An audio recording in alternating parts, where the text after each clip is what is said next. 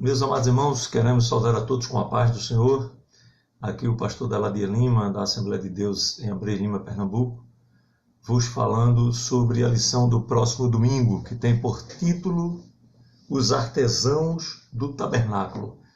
E vai enfocar exatamente a chamada capacitação e o trabalho de Bezalel e Aholiabe, dois homens que foram usados por Deus poderosamente para confeccionar aquela que foi convencionada chamar uma obra de arte, que é o tabernáculo. Hoje antecipamos um pouco essa palestra aqui com vocês, esse comentário, para que nós tenhamos condições de fazer a publicação também no YouTube. Podemos fazer o download em tempo hábil, publicar no YouTube, deixar à disposição no blog e, obviamente, esse vídeo vai ficar à disposição também no Facebook. Ok? Nós queremos desde já agradecer a todos que estão conosco nesta noite. Algumas pessoas já estão aqui sinalizando, acenando para nós. E nós queremos agradecer pela sua atenção, pela sua audiência. Queremos solicitar que você compartilhe esse vídeo, se achar interessante, para que outras pessoas possam também ter acesso a esse conteúdo.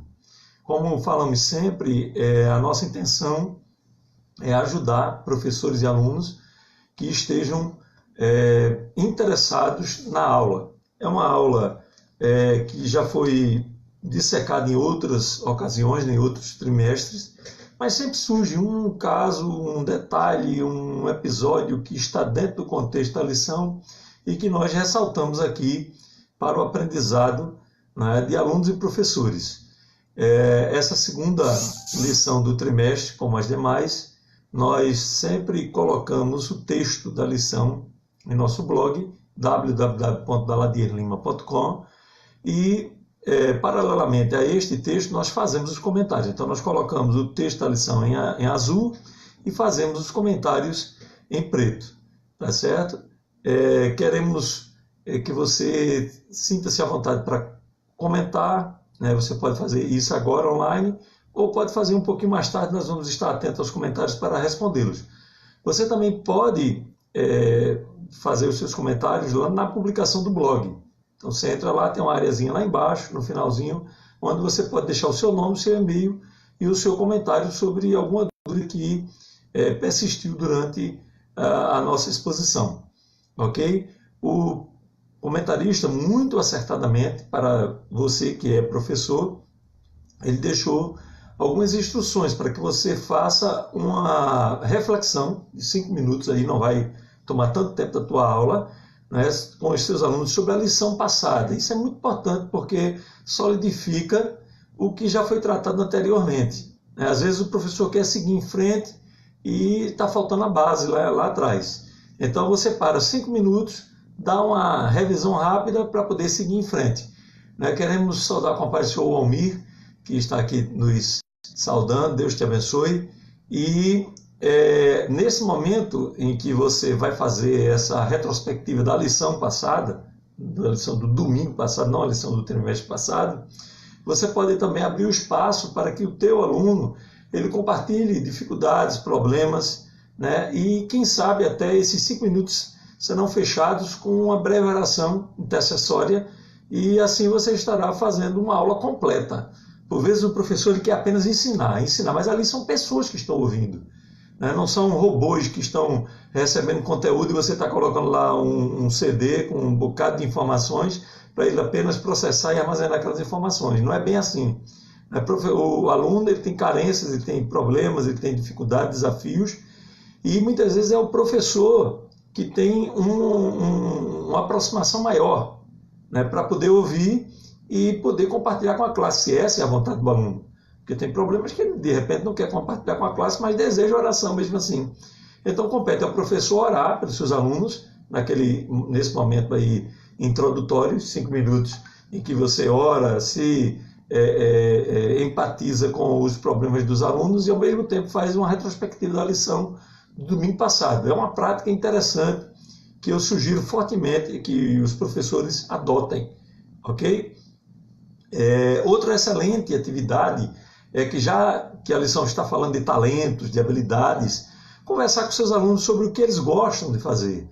né? Quais são os seus hobbies, é marcenaria, é motores, é eletricidade, trabalhar com ferragens, o hobby dele de repente é plantar, criar determinados animais. Então você vai ter uma noção, ou vai compartilhar com os demais, né, sobre os hobbies que cada pessoa tem. E aí você vai ver quão diferentes podem ser esses hobbies. E ao mesmo tempo você vai mostrar a questão da importância de despertar essas habilidades, desses talentos. Alguns desses hobbies são diversões para a nossa mente, são importantíssimos, né? Existem pessoas que começam plantando um pequeno jardim, uma pequena horta, e acaba saindo de uma depressão, saindo de um problema sério de saúde. Tá certo? Então é fundamental que os alunos compartilhem essa experiência. Se você achar interessante, eu acho muito, muito bom. Tá bom? Quero deixar essa sugestão aqui para você. Queremos agradecer aqui, passou aqui um telespectador bem rápido, e o Sóstenes Amaral, pai do senhor, meu querido, ele já está convidando aqui, como ele sempre faz, para EBD ali em loteamento Santo Antônio. Esse cidadão aí é esperto, viu? Ele sempre aproveita estas oportunidades. Então, queridos, seguindo aqui, nós temos o textuário da nossa lição, mas um só e o mesmo Espírito opera todas essas coisas, repartindo particularmente a cada um como quer. O texto de 1 Coríntios 12 e 11 está falando dos dons espirituais, mas o comentarista achou por bem aplicá-lo a tudo que se faz na igreja. Essa aplicação é razoável e pode ser utilizada sem problema nenhum, porque é Deus mesmo que faz, como nós vamos ver um pouquinho mais adiante. A verdade prática tem o seguinte texto: o Criador dotou cada homem de talentos individuais para a sua honra e glória. E eu queria aproveitar essa verdade prática para trazer uma discussão aqui introdutória com você que está aqui na audiência. Tá certo? Será que Roberto Carlos tem talento? Será que um Julio Iglesias ele tem talento? Será que tantos outros cantores, artistas, pintores, escultores, arquitetos, pessoas que criam, que expõem os seus talentos nas grandes vitrines da vida, essas pessoas têm, esses talentos são dados por Deus? Essa é uma discussão introdutória que nós queremos trazer aqui.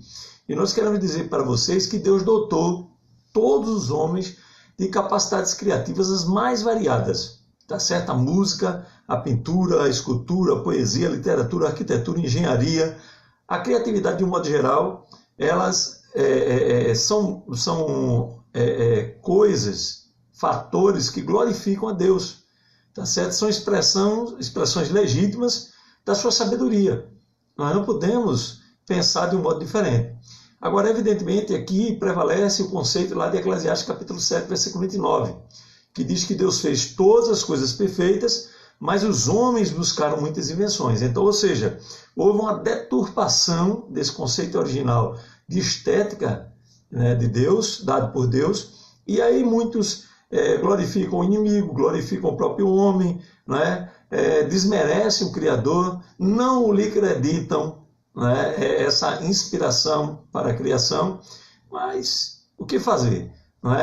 Isso aí é como uma faca. Uma faca você pode pegar, usar e fazer um bom bife. E pode usar a mesma faca e matar alguém. É a mesma faca, não vai mudar a natureza da faca. O que está mudando aí é a atitude das pessoas em relação ao instrumento. Então, a atitude das pessoas em relação à criação, à criatividade, à arte, as suas mais variadas manifestações pode mudar, desde uma arte que glorifica a Deus e é submissa à sua palavra, até uma arte que não o glorifica e até o denigre. Ok? Quero saudar uma paz sua aqui, a Ana Clécia, Deus continue te abençoando, e outros que estão aqui nos saudando. Nós está passando aqui bem rápido, entre os que estão visualizando e os que estão interagindo diretamente conosco. Perdão aí, mas é o Facebook Live aqui que está passando aqui bem rápido.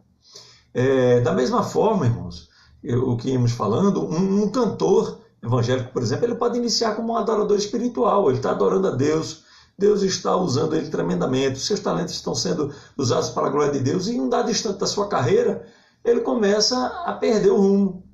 Isso já aconteceu, não é um filme que seja desconhecido de vocês, muito pelo contrário. Então, eu quero salientar o seguinte: o problema não está no talento, mas no uso que se faz desse talento.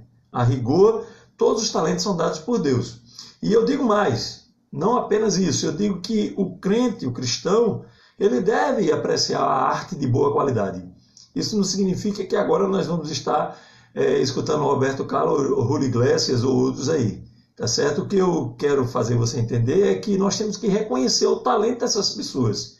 Ainda que não apreciemos as suas músicas, não as ouçamos, mas nós temos que entender que são pessoas talentosas nas suas áreas de atuação. Tá certo? A rigor, falando de modo estrito, não existe pecado nisso.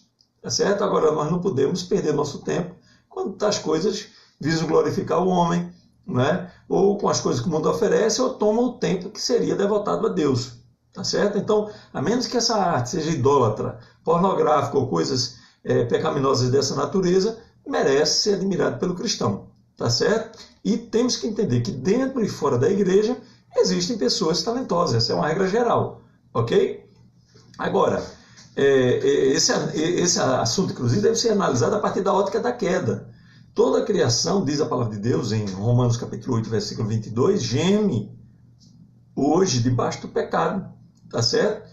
E eu fiz até uma analogia aqui no texto, que nós olhamos para um tigre, coisa linda, né, com a sua pintura corporal, né, dada por Deus, o seu modo de andar, a maneira como ele se arma, se organiza para para fazer a sua caçada e etc. É um negócio espetacular, né? Agora, ao mesmo tempo, nós vemos esse tigre abocanhando um antílope, um belo antílope também, né? Criação de Deus, beleza natural, etc. E tal. Então, nós temos que entender que aquele gesto é um gesto influenciado pela queda, tá certo? Mas não perde a sua beleza. É a mesma coisa, mesmo princípio, na mesma analogia se aplica à arte, tá certo? E a lição, obviamente, ela não vai abordar a arte genérica, a arte que existe ao nosso redor.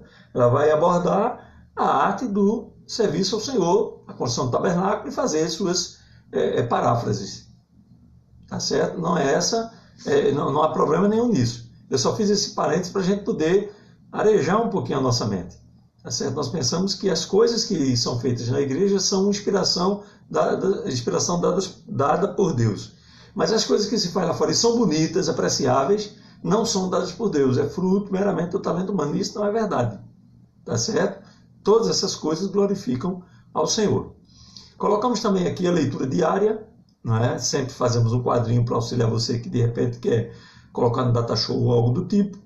A leitura bíblica em classe está lá em Êxodo, capítulo 31, versículos 1 ao 11. Eu não vou ler o texto porque está disponível no nosso blog o texto completo para você poder ler com seus alunos. Eu sugiro que você incentive os seus alunos, já fiz isso outras vezes, a memorizar esses textos, tá certo? Muitas vezes a gente não presta atenção num detalhe como esse e perde uma oportunidade do aluno memorizar. Então, por exemplo, temos aqui 12 versículos, 11 versículos, né?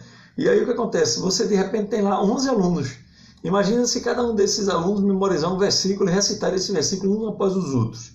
Vai ser um interessante exercício para a tua sala, né, se familiarizar com o texto. Tá certo? Então eu sugiro fortemente que você adote esse exercício. Agora você não pode fazer isso no domingo da escola, né? Você tem que fazer um domingo antes para que o teu aluno passe a semana memorizando o texto e no próximo domingo ele possa recitar diante da sala, tá bom? Fiz muito isso quando eu era professor de escola dominical e os alunos adoram, tá certo? Sempre tem aquele aluno mais chato, mais desligado, que não está nem aí, que esquece, que não memoriza ou que não quer nem participar, mas com o tempo você tende a ganhá-los, tá certo? À medida que uma parte da classe começa a participar, a outra parte começa a querer participar, daqui a pouco todos estão participando. E você pode adotar o que eu fazia sempre, né, que é o estímulo. Todo mundo gosta de estímulo. Todo mundo gosta de ser desafiado. Tá certo? Que tal dar um batom garoto, que custa aí, eu não sei, muito barato. Eu não sou muito fã de chocolate. Mas o que acontece? Um batom garoto, né, para quem memorizar o texto, ou para quem memorizar 2 ou 3 versículos e vai por aí fora. Você, com a sua inteligência, a sua criatividade dada por Deus, estamos falando sobre isso nessa lição, pode montar aí a sua atividade e beneficiar a sua sala, tá certo? Você vai ter alunos que estão pensando no texto ao longo da semana e no domingo vai ser uma bênção a lição, porque eles já estão familiarizados com ele, ok? O objetivo geral da nossa lição é enfatizar que Deus deseja dotar pessoas de habilidades especiais para realizar obras especiais.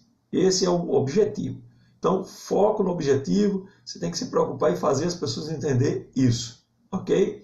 Objetivos específicos. Primeiro, destacar como Deus chama pessoas especiais para executar serviços especiais, de certo modo, repete um pouco o objetivo geral, é a intenção do comentarista. Segundo, elencar as virtudes dessas pessoas, cheias do Espírito, sabedoria, entendimento e ciência, e conscientizar que devemos usar os talentos para a glória de Deus. Ok? São objetivos específicos que serão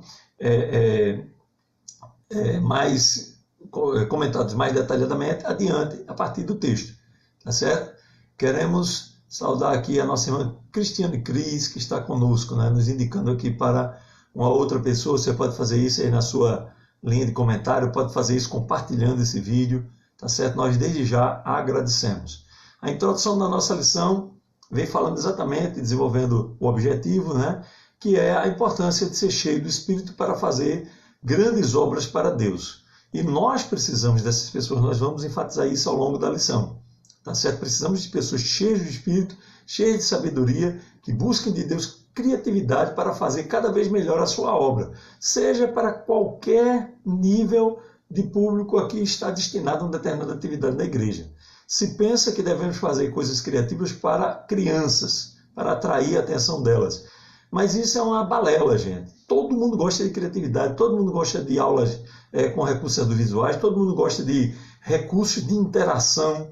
Eu já contei aqui para vocês em outra ocasião, eu vou recontar agora, porque de repente alguém não escutou, né, que nós tínhamos um trabalho de trazer palavras cruzadas sobre a lição, terminava a lição e trazíamos palavras cruzadas. E aí o que acontece? A classe das senhoras, cabeça branca, brigava comigo, que era dirigente da escola, quando eu distribuía primeiro com os jovens, acabavam as palavras cruzadas e não sobrava para elas. Olha, nós queremos as nossas palavras cruzadas. Você que de repente não tem assim não prestou atenção ainda nesses detalhes, pode imaginar, puxa, como é que pode uma classe de pessoas idosas estar com essa preocupação? Sim, todo mundo gosta disso. E o pior, elas preenchiam o melhor, né? Não é o pior, é o melhor.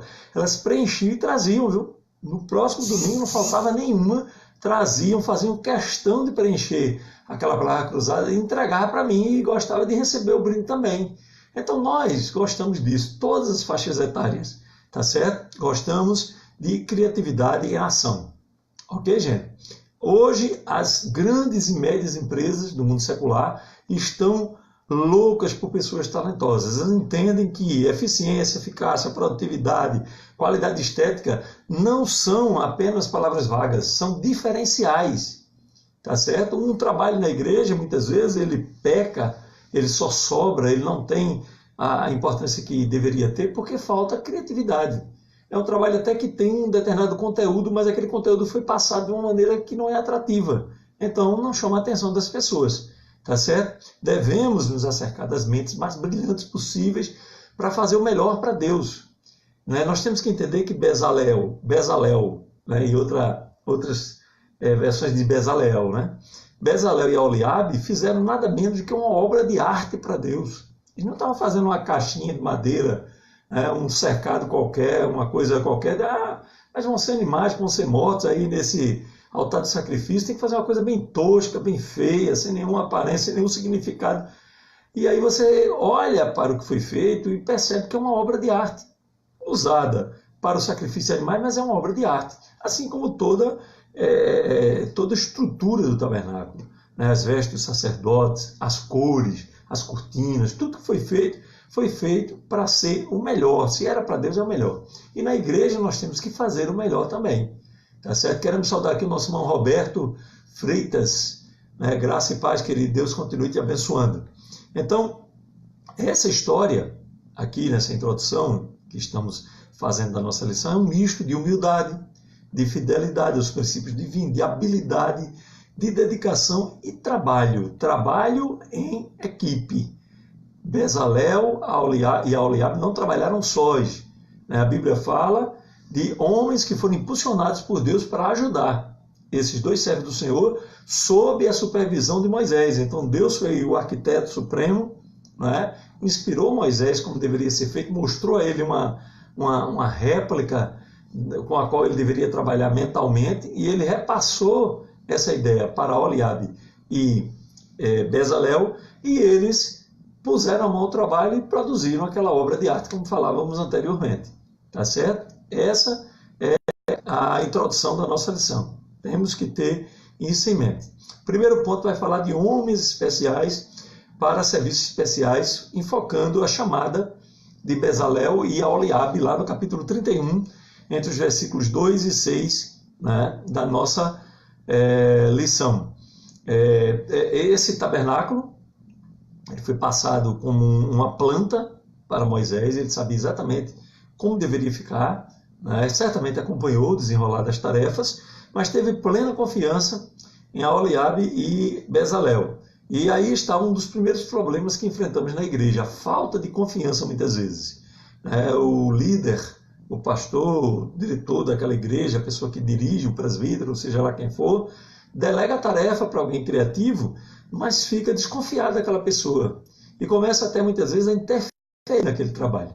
Tá certo? Então, isso é um fator fundamental para o sucesso, é confiar nas pessoas. Moisés confiou em Bezalel e Aholiabe, que foram as pessoas que foram mostradas por Deus, então não deu outra, é sucesso no que havia sido a empreitada. Eu coloquei aqui somente para informação dos amados ouvintes, sejam eles alunos ou professores, o nome de Bezalel e Aholiabe em hebraico.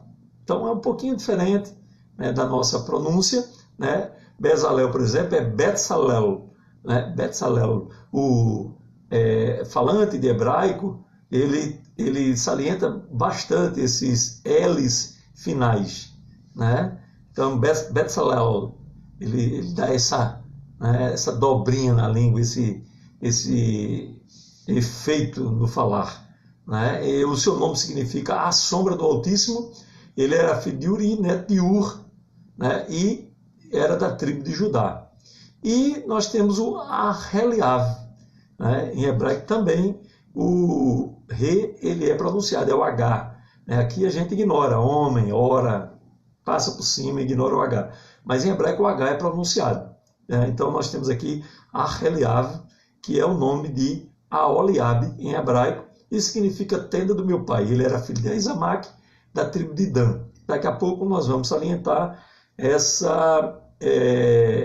detalhe, que um era de Judá, outro era de Dan, e não eram da tribo de Levi, como se fosse de esperar, né? Já que a tribo de Levi era a tribo afeita diretamente ao serviço no tabernáculo.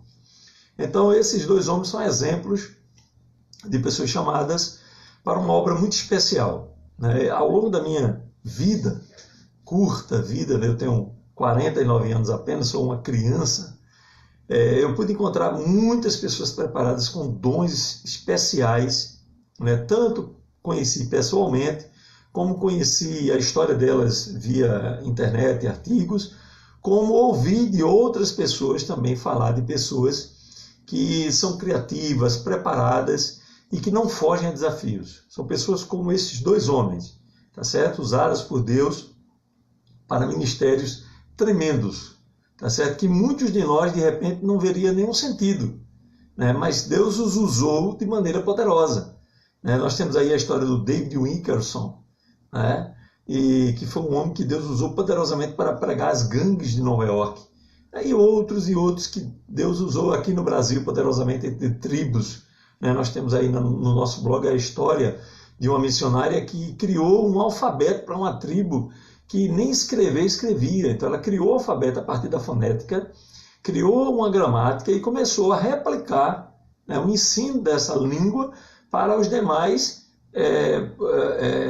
índios daquela tribo. Então imagina que coisa tremenda, né? Tem aí o Ronaldo Lidório, que Deus deu a oportunidade dele de traduzir o Novo Testamento. Eu não sei se ele chegou a traduzir toda a Bíblia, mas com certeza o Novo Testamento para o Limon Pel, se não me engano, é alguma coisa desse tipo aí. Eu estou talvez pronunciando errado.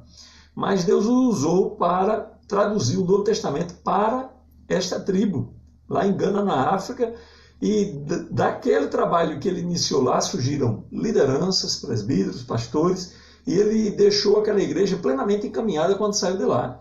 Então vejam como há uma variedade muito grande de ministérios nos quais Deus usa os seus servos. Tá certo? Cumpre-nos, a essa altura da nossa lição, distinguir alguns termos. Primeiro, conhecimento é o saber acumulado ao longo dos anos. Frequentemente se confunde com sabedoria. Nós intuímos que uma pessoa idosa é uma pessoa sábia. Isso nem sempre é verdade. Nós pensamos que quem vive mais é mais sábio. Quem vive mais pode ter acumulado mais conhecimento, mas nem sempre pega esse conhecimento e traduz em realidade na sua vida. Se torna prática diária da sua vida. E aí é onde nasce os sábios. Os sábios pegam esse conhecimento e fazem ele se traduzir na prática do dia a dia. Temos também a habilidade, que é a capacidade de usar e aplicar o conhecimento, equivale ao grau de competência de alguém frente a um determinado desafio.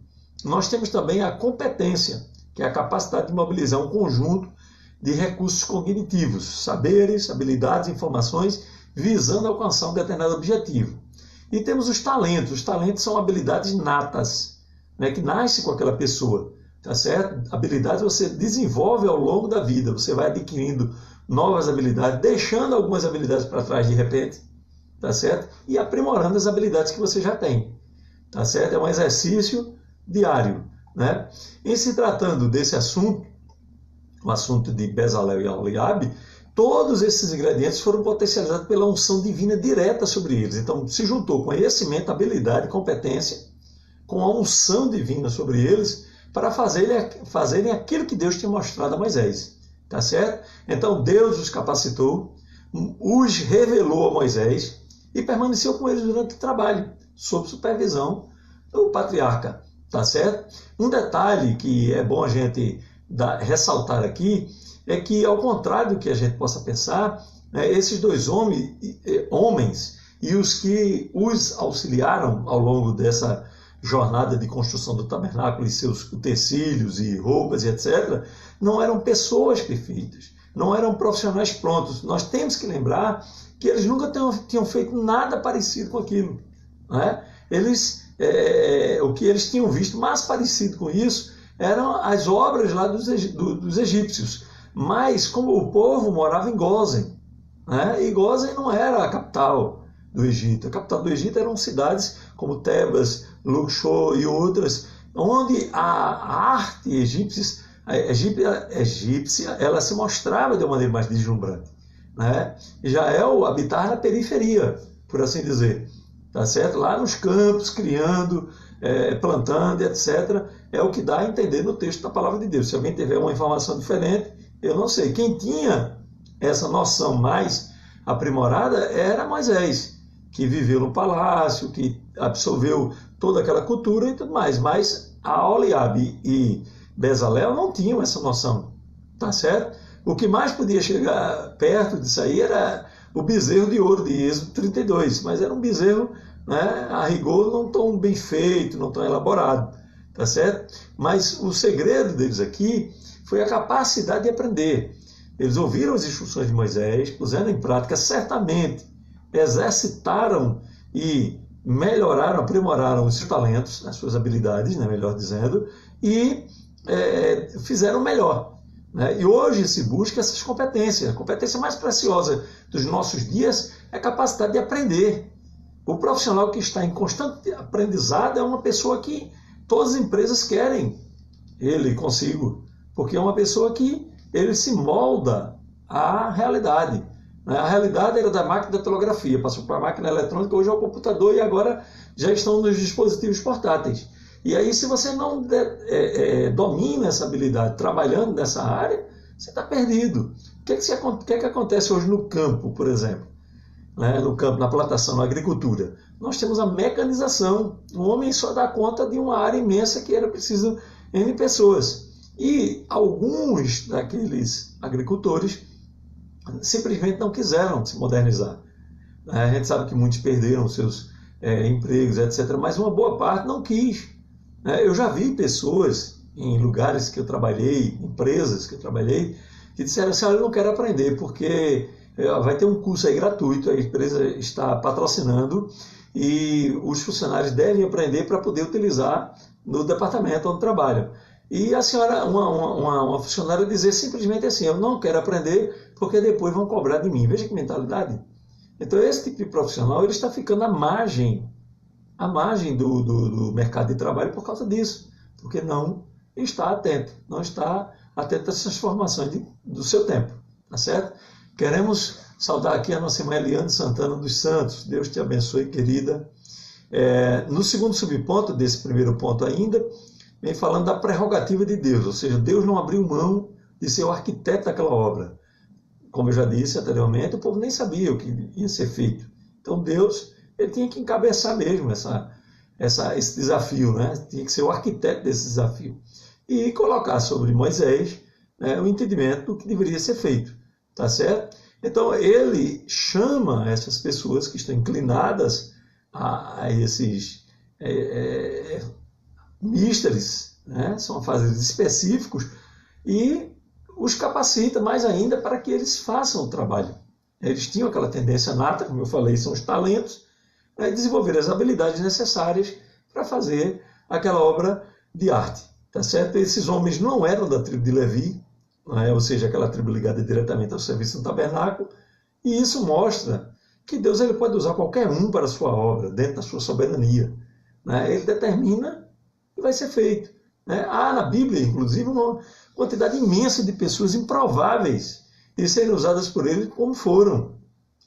Nós temos aqui Abraão, um homem velho demais para os nossos padrões, por exemplo, e entrado em dias. Abraão tinha 86 anos. Como é que pode agora Deus fazer uma promessa a esse homem de tornar ele como as estrelas do céu, como a areia do mar? Para nós é impossível, mas aconteceu. Tá certo? Nós temos Jacó, um trapaceiro de primeira linha, e Deus o usou poderosamente. Moisés, que tinha problema de fala, quando Deus chamou, ele disse: eu não sei falar. E no episódio em que Deus o chama, ele tinha matado um súdito, era um assassino, fugido da sua pátria, estava em Midian, do outro lado do deserto, 400 quilômetros de distância do Egito. Então, era um homem absolutamente improvável, perdido nas areias do tempo, sem GPS, sem CEP, sem endereço, sem nada. Ninguém dava conta nem que ele estava mais vivo. E de repente ele surge em cena para libertar o seu povo do domínio egípcio. Gideão, medroso, quis fugir. Depois Deus se apoderou dele e foi uma bênção. Raabe, uma prostituta, gente. Uma prostituta no muro do palácio, como é que pode uma coisa dessa para nós? Mas Deus a usou poderosamente e ela se tornou, inclusive, da própria linhagem do Senhor Jesus. Veja que privilégio tremendo para uma mulher cuja vida era reprovável na sociedade, sempre foi. Jefté, um filho bastardo, que todos desconfiavam dele, liderou o seu povo. Saul, que Deus chamou e ele ficou escondido na bagagem no dia de ser apresentado como rei. Veja que coisa terrível, Mas era um homem que Deus queria usar. Davi, o menor de seus irmãos, estava no campo quando o sacerdote chega em casa, se apresenta seus irmãos belos, de bom porte, adultos. Davi era uma criança. E Deus diz: não, Samuel, eu não quero nenhum desses, porque você vê por fora e eu vejo por dentro. Eu quero outro. E aí Samuel pergunta de maneira perspicaz se não há mais nenhum filho. E Jessé diz: não tem aí um Davizinho, que é quem cuida das ovelhas, está lá no campo sempre, é um homem que gosta do ar livre. Pois bem, nós só vamos sentar à mesa quando esse homem chegar aqui. E quando ele chega, Deus diz: é esse aí, que eu quero usá-lo.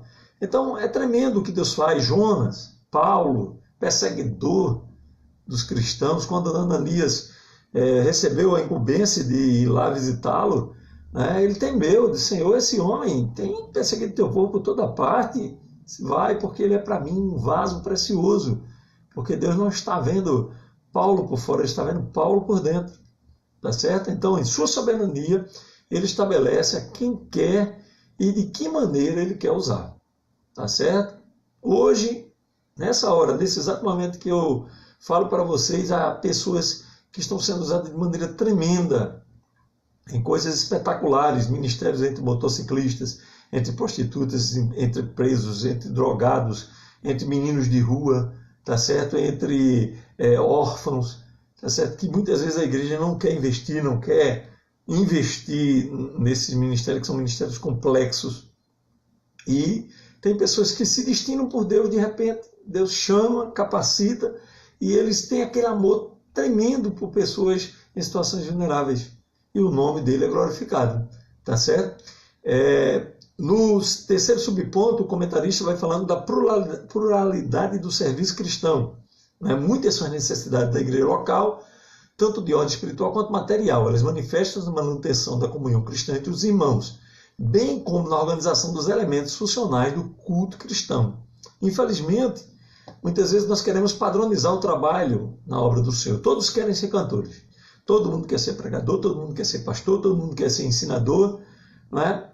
E nós temos que entender que todas essas funções são importantes, é verdade, mas nem todo mundo pode ser a mesma coisa ao mesmo tempo. Não é? Nós temos que ter o pastor, nós temos que ter o cantor, nós temos que ter o pregador, temos que ter quem ore.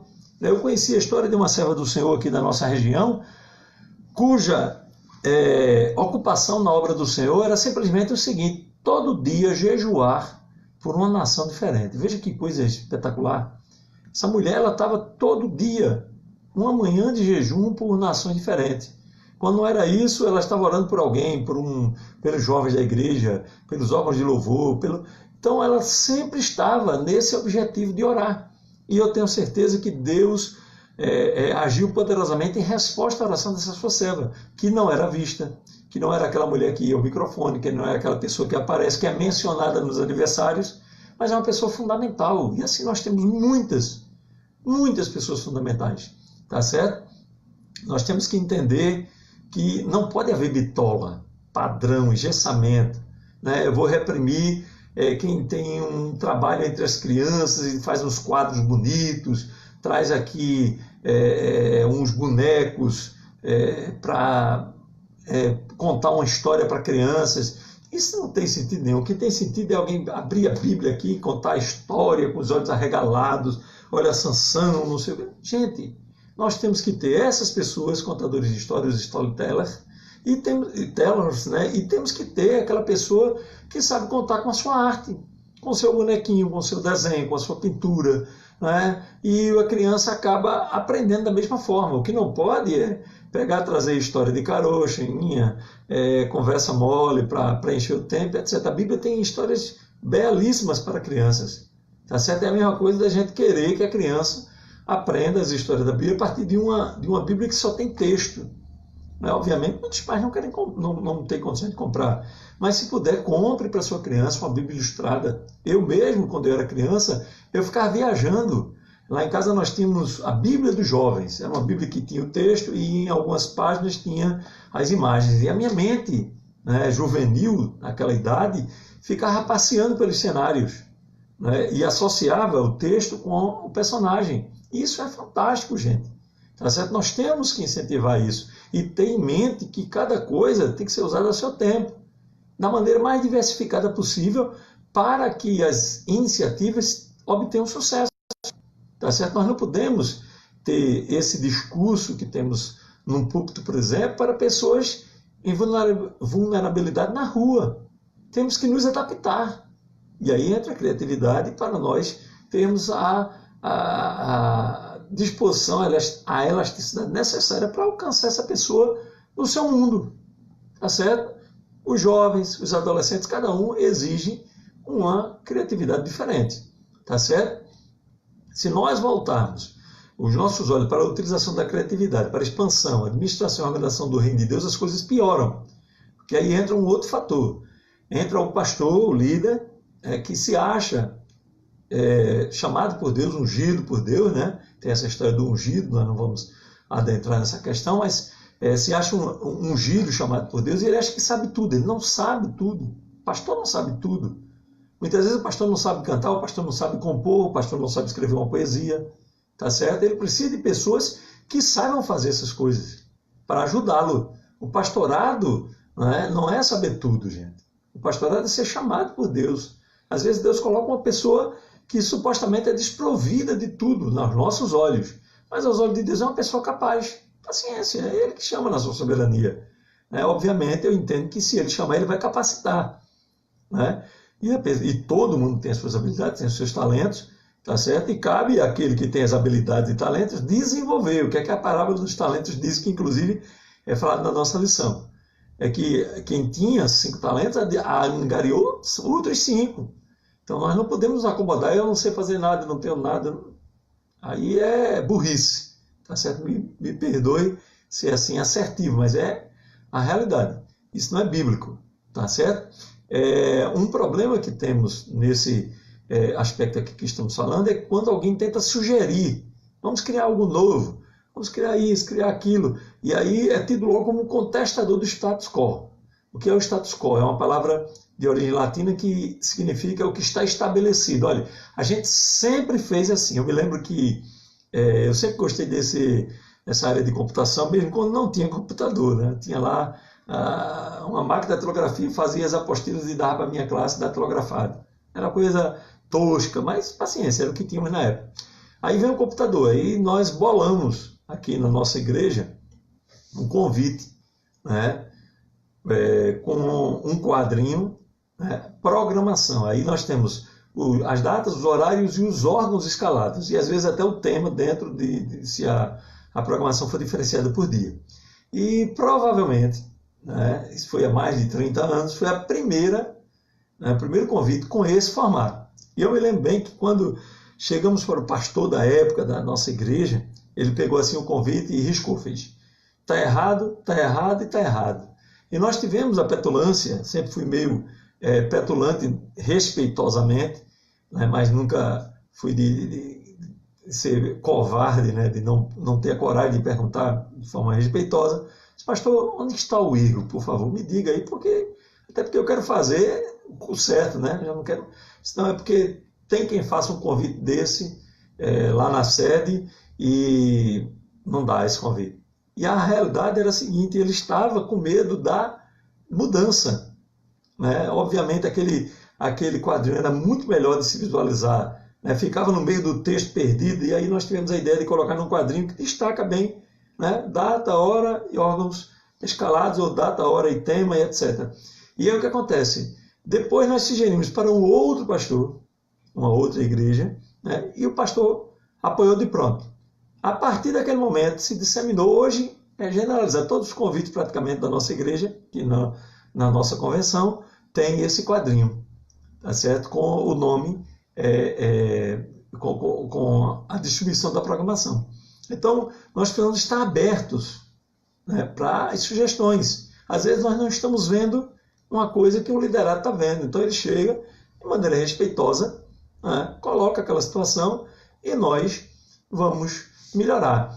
Inclusive, eu queria destacar aqui, a lição não fala muito sobre isso, que uma das razões para o sucesso da liderança de Moisés era exatamente essa habilidade de ouvir, de trabalhar em equipe.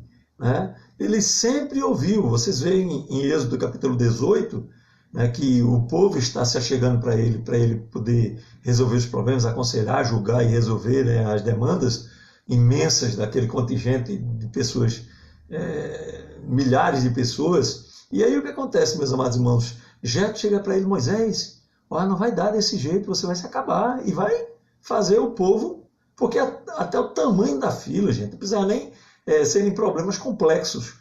O tamanho da fila, das demandas, a quantidade de pessoas que tinham demandas para trazer para Moisés era imensa. Você imagina que, a haste que sustenta uma tenda agora está gotejando quando chove dentro da tenda do vizinho. Desapareceu uma galinha numa determinada área do arraial. Não pense que não acontecia essas coisas. Os judeus eram pessoas. Tá certo? E aí o que acontece? Até por acidente se matava um animal, a Bíblia até tem lei sobre isso. Se por acidente você matasse um boi de um vizinho, de uma pessoa, você ia restituir em dobro. E aí o que acontece? essas demandas eram trazidas a Moisés. Agora imagine o tamanho da fila no meio do deserto, tá certo? Para Moisés responder. E aí tem que caminhar, tem que resolver problemas espirituais, tem que consultar a Deus e tem que resolver problemas do povo. E aí Jetro disse, olha, estabelece maiorais de 1000, maiorais de 100, de 50 e de 10. As queixas pequenas vão resolver lá o maioral de 10. O que não for da alçada dele vai subir, vai subir, vai subir até chegar no maioral de 1000. De forma que Moisés agora não tem milhares de pessoas, ele tem os maiorais de 1000, tá certo? Para poder conversar e resolver as demandas. E muitas daquelas demandas eram coisas pequenas que os maiorais inferiores resolveriam tranquilamente. Mas o mais importante é que Moisés teve a capacidade de ouvir essa sugestão e colocar em prática. Às vezes não se quer ouvir, tá certo? De forma que chegamos à conclusão desse comentário aqui do terceiro subponto, que Moisés era um homem chamado por Deus, mas não sabia de tudo e nem podia resolver tudo ao mesmo tempo, tá certo? Se ele tentasse resolver tudo, fazer o tabernáculo, costurar a roupa de sacerdote, ele não acabaria não fazendo nada, tá certo? O próprio Jesus, irmãos, ele fez questão de não bitolar a igreja. Nós temos aqui o exemplo de Pedro entre os judeus, Paulo entre os gentios, que são exemplos claros do que eu estou falando, mas veja que Jesus nunca determinou cores, nunca determinou nomes, nunca determinou se igreja A, se igreja B está certo, nunca voltou à terra e disse, vocês falharam, está tudo errado, deu tudo errado, vamos recomeçar. Não é essa a igreja possível. É ela que eu vou chamar, é ela que eu vou usar e acabou a história, tá certo? Então, devemos prezar por ter equipes as mais heterogêneas e diversificadas possíveis, tá certo? Para fazer o trabalho, assim como era heterogênea e diversificada a equipe de Jesus. Tinha um pescador e tinha um funcionário público, tá certo? Essa a característica que está na base do sucesso da igreja. A Assembleia de Deus cresceu no Brasil dada a sua heterogeneidade. Nós tínhamos pastores intelectuais logo no início, podiam não concordar com a expansão do ensino teológico, ou eram vencidos pela maioria, mas eram pessoas que pensavam, como Alcebiades Pereira de Vasconcelos, que era um homem à frente do seu tempo, tá certo?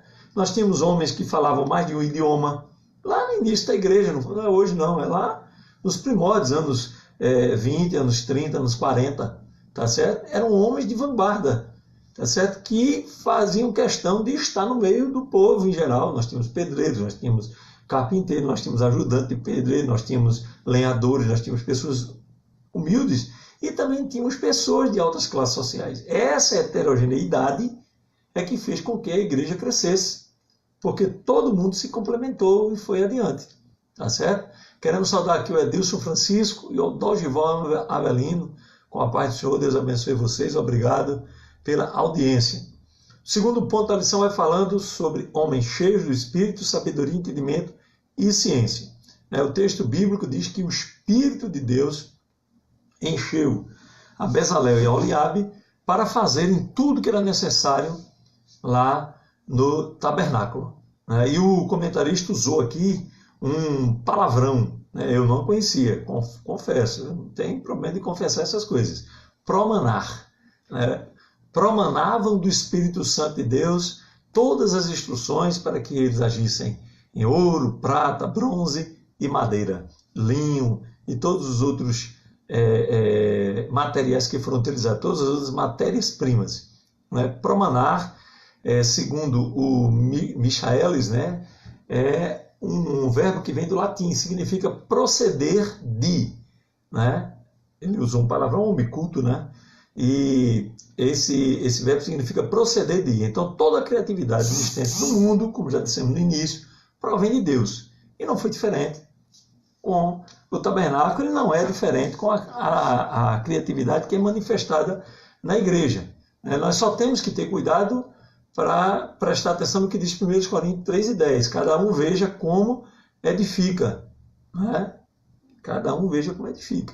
Fazer o trabalho da igreja não é fácil, mas é possível. E se nós usarmos a criatividade, as coisas fluem com mais facilidade. Tá certo? Para fazer esses trabalhos na igreja e em outros lugares, com qualidade, criatividade, funcionalidade e eficiência, nós, igualmente Bezalel e Aholiabe, devemos buscar da parte de Deus sabedoria, orientação. Não é? Quando nós virmos na igreja uma situação que exige um raciocínio apurado, é complexa, nós não temos outra saída, irmão. É nos ajoelhar. Nós podemos ter sabedoria, podemos ter feito um curso de administração, um curso de teologia, podemos ser hábeis em ter lido vários livros e buscado soluções parecidas com outras pessoas, mas o que vai fazer a diferença é nós nos colocarmos nas mãos de Deus. Tá certo? E levando em conta uma coisa muito importante.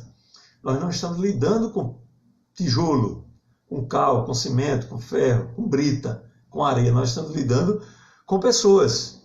Né? Foi muito mais fácil o Bezalel e o Aholiabe construir o tabernáculo do que fazer o povo entender a essência da verdadeira adoração. Israel passou 40 anos caminhando pelo deserto e não conseguiu entender que Deus estava entre eles. Né? Foi necessário passarem por duras provas e penas para poder entender o que é que Deus queria daquele povo. Da mesma forma, acontece hoje.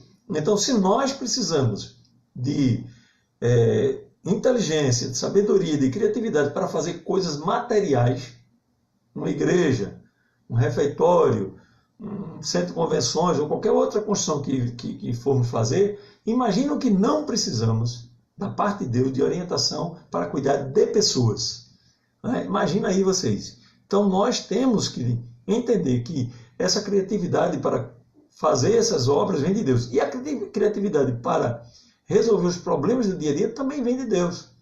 De maneira que o líder, né, ele é um completo dependente de Deus para fazer a sua obra. Ok? Segundo subponto aqui, ele vem falando, o segundo subponto do segundo ponto. Né? Vem falando de habilidades especiais para obras especiais. Né? Nós sabemos que tem as habilidades genéricas, né? E tem habilidades pontuais, que são bem específicas. Tá certo? Vocês estão vendo aqui atrás de mim, por exemplo, vários livros, e entre eles ali tem um livro que é utilizado por 10 entre 10 seminaristas. É uma obra de um homem, uma mulher, um casal, né? Bárbara e Timothy Freiberg, ou Freiberg, não sei como é que pronuncia, que é uma chave linguística do Novo Testamento, que veio dar um salto no estudioso de grego.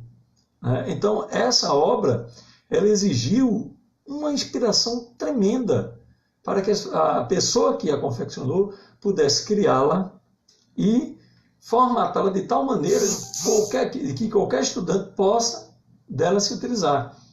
Né? E é tão fenomenal, né? Entre outros livros. Estou dando aqui um exemplo aqui, somente para que vocês entendam o que o comentarista está falando.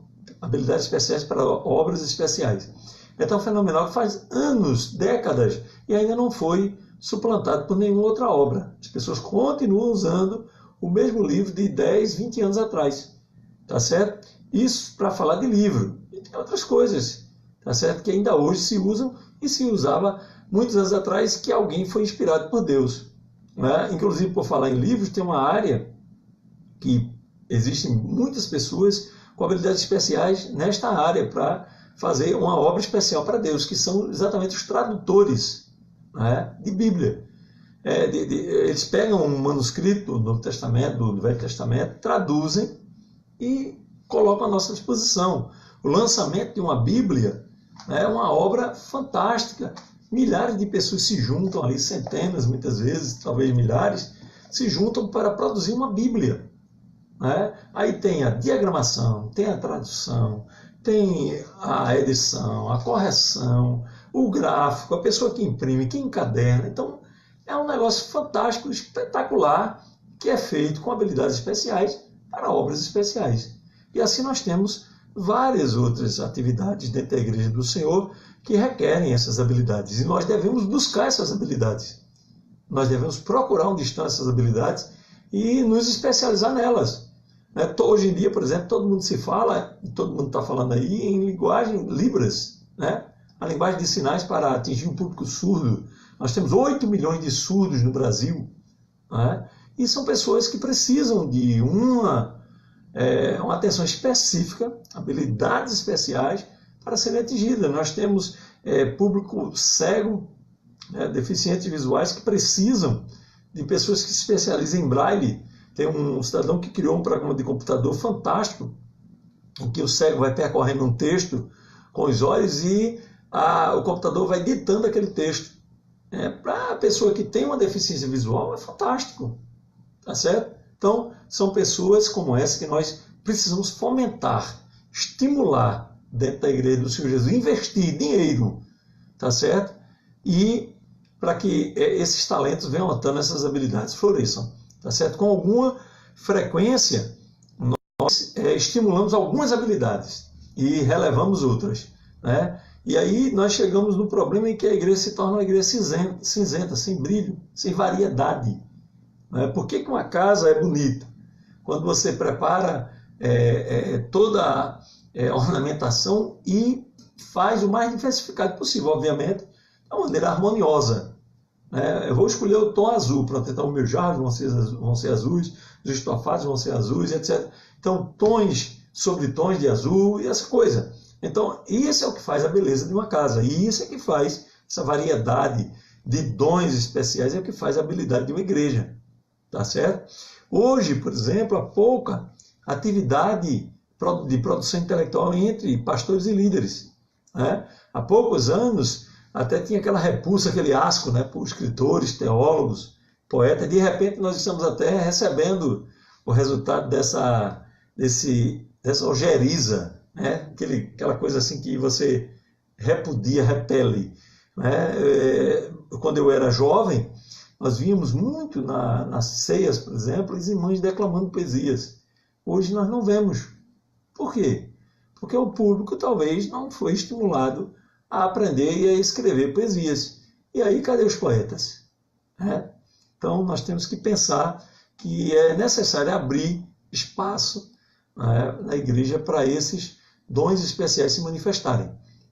Nós precisamos também compreender que Deus dá todos os recursos necessários. Eu não faço porque não tenho dinheiro. Ore, Deus manda. Eu não faço porque eu não tenho as pessoas. Ore que Deus manda. Você não tem hoje, mas você vai orar, Deus vai responder as suas orações e vai enviar. Quem sabe Moisés desceu daquele monte preocupado, Rapaz, quem vai fazer? Aí Deus disse, não, eu já tenho Bezaleel e Oliabe. Mas, e aí? Se não tivesse, Moisés ia orar, ia pedir a Deus e Deus ia mandar. Tá certo? Nós temos que pensar seriamente nisso.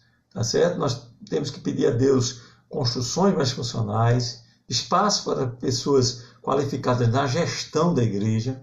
Muitas vezes se acha que a pessoa é um bom gestor porque fala muita língua estranha, porque prega bem. Isso não é verdade. É uma mentira que já foi contada no meio da igreja. Tá certo? Nós precisamos de gestores, pessoas preparadas para gerir a igreja. Nós precisamos de arquitetos. Não é aquela pessoa interessada que sabe traçar algumas linhas. É alguém que tem noção técnica e teórica para fazer as igrejas melhores, mais arejadas, mais funcionais, mais bem iluminadas, que aproveitem a direção do vento, que aproveitem a direção do sol. Tá certo? Precisamos disso. Precisamos de pessoas para compor e executar hinos com qualidade da igreja. Tá certo? A igreja precisa financiar pessoas com habilidades vocais e de composição na área de música para termos música de qualidade. Muitas vezes queremos música de qualidade, brigamos por música de qualidade. E o que fazemos para estimular os músicos a produzirem música na igreja? Ninguém vive de ar, de respirar e encher a barriga. Tem família, tem filho para cuidar e às vezes há um desleixo com essas pessoas. Nós precisamos de produção intelectual, textos, livros, poesias, vídeo, produção de vídeos de qualidade. Eu sempre bato nessa tecla em relação à Assembleia de Deus nacional. Nós não temos um vídeo nacional, talvez, que tenha 5 milhões de visualizações. Mas você tem um vídeo Mormon, que é uma igreja infinitamente menor do que a Assembleia de Deus no Brasil, tá certo? Com 10 milhões de visualizações, com 8 milhões de visualizações. Está chegando aí a Páscoa. Que grande vídeo foi publicado pela Assembleia de Deus, que é a maior igreja brasileira, que se ufana de ter 25 milhões de membros, algumas contas até falam de 40 milhões de membros, e que vídeo foi produzido que tenha, olha lá, preste atenção para mim, 5 milhões de visualizações. Me mostre, por favor, porque eu não conheço. Tá certo? Então, é uma lástima. Por quê? Porque precisa de ter um bom produtor, precisa ter pessoas boas tecnicamente. Aí bota aquele irmãozinho interessado, às vezes até apadrinhado de alguém, é parente de não sei quem, é não sei... Não, irmão, nós temos que pegar essa pessoa, se ela tem interesse, se ela tem aquele talento natural para isso, pegar essa pessoa, colocar numa faculdade para ela aprender os requisitos da área, financiar cursos, tá certo?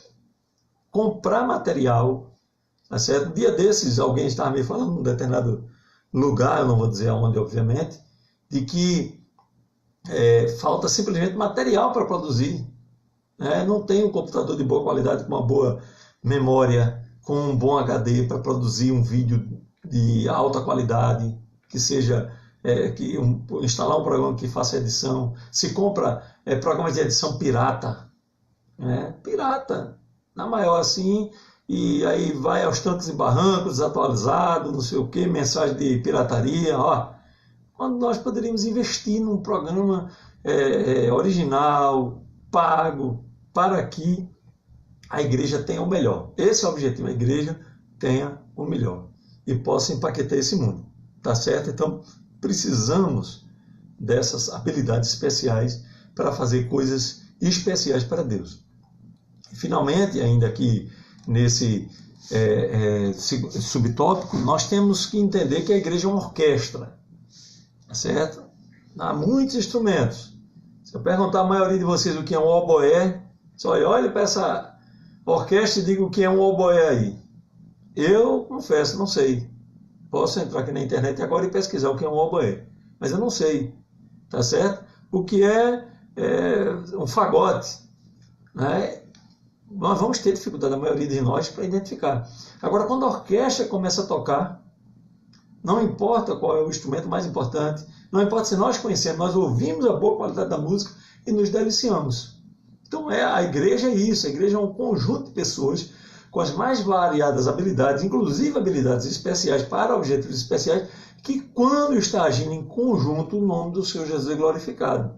E nós nos sentimos alegres quando isso acontece. Tá certo? Nós temos que entender isso. Ok, gente? O nosso subsídio teológico fala da disposição de compartilhar com outras pessoas. É um aspecto interessante da criatividade. Não existe criatividade na retranca. A pessoa segura e diz, isso aqui é meu, não dou para ninguém, não mostra a ninguém, fica com medo que alguém passe na frente, que alguém tome, etc. A gente sabe que também acontece isso muitas vezes. Alguém pega o crédito, uma pessoa dá a sugestão, aí um ano depois o outro coloca em prática isso, foi eu que fiz. Nós temos que ter essa sensibilidade cristã, é ético, de maneira bíblica, cristã, reconhecer que alguém deu a sugestão, que alguém criou aquela ideia e nós, como líderes, colocamos em prática. Muitas vezes as pessoas tomam a propriedade que é do outro, tá certo? O nosso irmão Dorival está falando aqui que muitas vezes não tem dinheiro para construir igreja, quanto mais comprar programas originais para fazer trabalhos. Isso aí é uma questão de gestão. Um programa original não é tão caro assim, um CorelDRAW da vida não é tão caro. É um programa que tem um valor razoável e qualquer igreja compra, gente. Não vem com essa conversa para mim que eu conheço um pouquinho de gestão, tá certo? E não é assim. O que está faltando, nesse caso aí específico, eu creio que o irmão não está se referindo a uma igreja específica, está fazendo comentário de maneira genérica, e de maneira genérica eu quero dizer, o que falta é gestão. Tá certo? Dinheiro tem. Aí, se ele for aplicado corretamente nos lugares certos, sempre dá para fazer as coisas acontecerem, ok?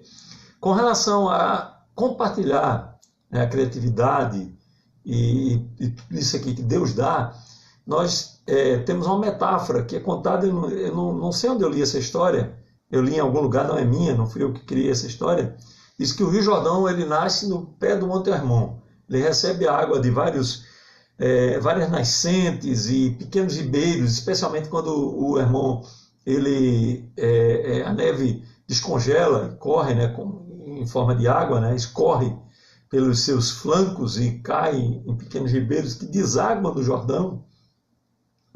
Esses ribeiros recebem essa água e passam para o Jordão. Então eles têm plantas, têm peixes, têm vida, eles, os ribeiros. Eles passam para o Jordão recebe essa água e passa adiante. Tá certo? Ele passa para o mar de Tiberíades, o lago de Quinerete, lago de Genezaré, mar da Galileia, mesmo nome para o mesmo lugar. E aí o que acontece? O Rio Jordão também tem vida, peixes e plantas. Ele passa adiante para o mar da Galileia. O mar da Galileia recebe essa água e passa adiante. O mar da Galileia tem peixes, tem vida e tem plantas. Ele recebe a água, passa adiante. Quem recebe lá na ponta? O Mar Morto. O Mar Morto recebe e segura. Nem tem vida, nem tem plantas e nem tem peixe. Então, qual é a lição que nós aprendemos com essa metáfora? É que para ter vida, para crescer, para se multiplicar, tem que passar adiante. Tá certo? As pessoas recebem os talentos, guardam esses talentos e reprimem a criatividade. E aí o que acontece? Acabam morrendo. Precisamos repassar, compartilhar. Tá certo? Quanto mais repassamos conhecimento, mais nós adquirimos conhecimento. Tá certo? Não à toa, em hebraico, o mesmo verbo para aprender é utilizado para ensinar. Lamad é o mesmo verbo para aprender e ensinar em hebraico. Ele é usado na voz reflexiva, é aprender. Na voz ativa, é ensinar. Mas é o mesmo verbo, tá certo? Compartilhar nos torna pessoas abençoadas. Inclusive, Êxodo capítulo 34, versículo 35, registra o seguinte a respeito de Bezalel.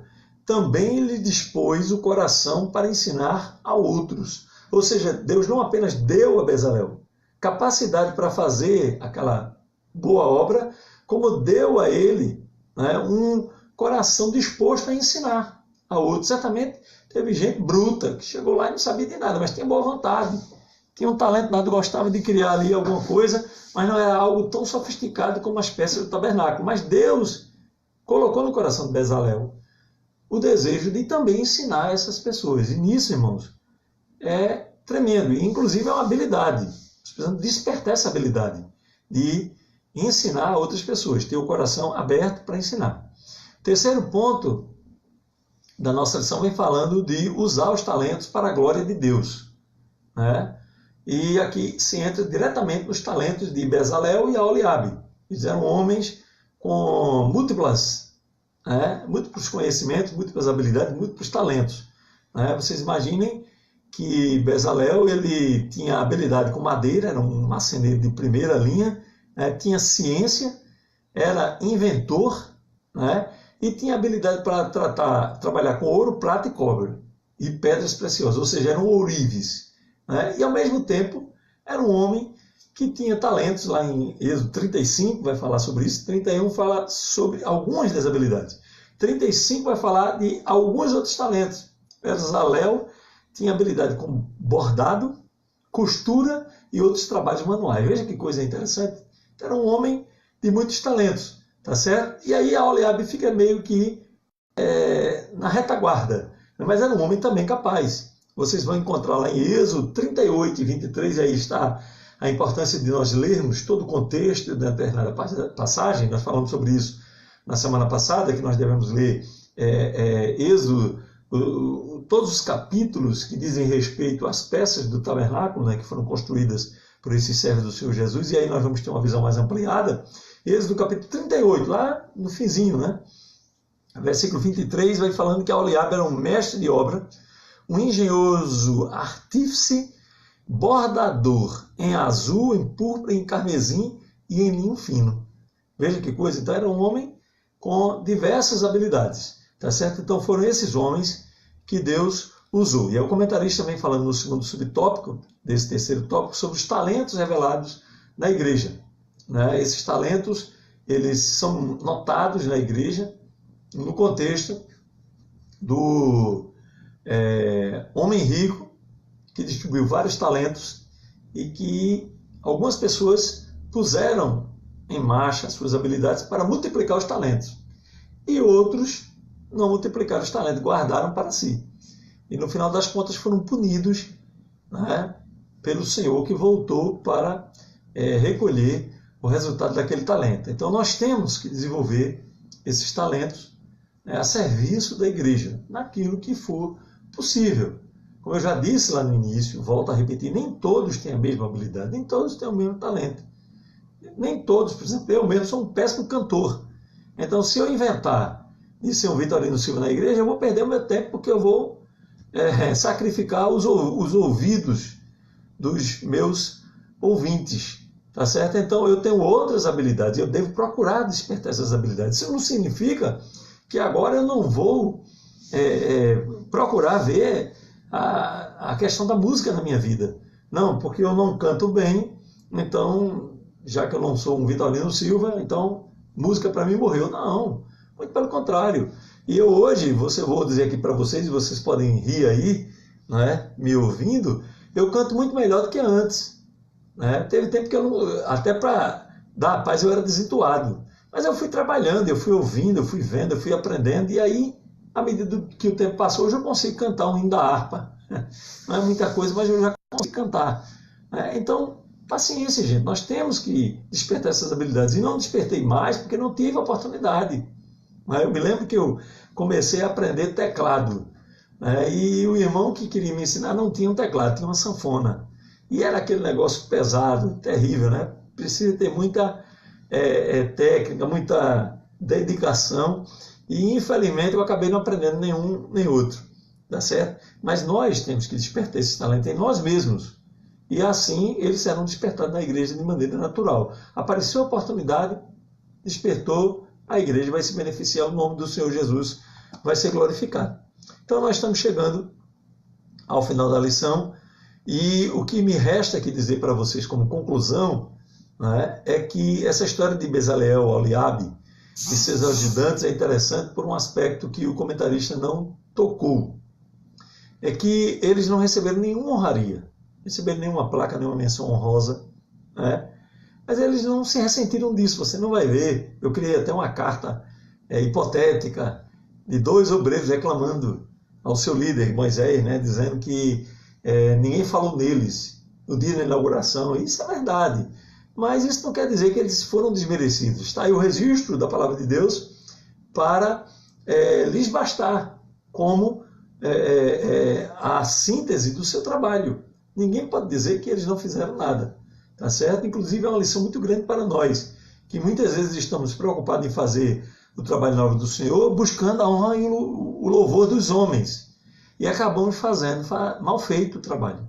Quando nós buscamos a glória de Deus, o trabalho é sempre superior em termos de qualidade, de eficácia, de tudo, tá certo?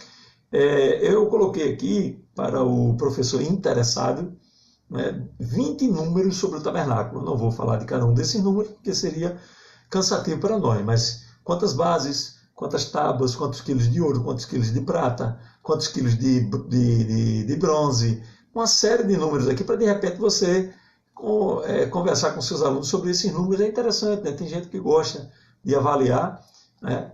E você se dá conta de quão bonito era essa obra, quanto material, quanta matéria-prima foi envolvida nesse trabalho que ficou simplesmente magnífico. Tá certo? Dispusemos também esses números num formato gráfico, para que você, se quiser, possa copiar, né, e colocar lá aí no teu data show e fazer lá o teu trabalho. Tá certo?